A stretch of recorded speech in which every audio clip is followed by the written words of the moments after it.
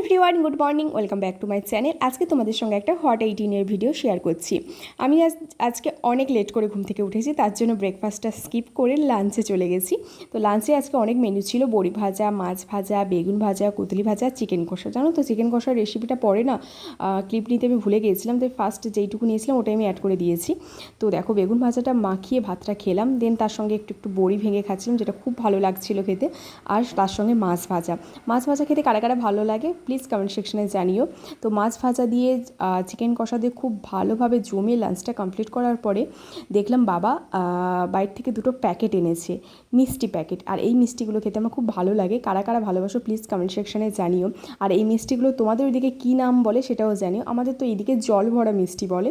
আর এই মিষ্টি আর একটা ছিল তালশাঁস মিষ্টি, দুটো একই রকমই খেতে, বাট একটু দেখতেই আলাদা। এই দেখো, তো এইটা দিয়ে খাওয়ার পরে এত গরমেই আমুল লস্যি রিফ্রেশ হয়ে আজকে তাহলে এখানেই শেষ করছি। ভালো থেকে সবাই।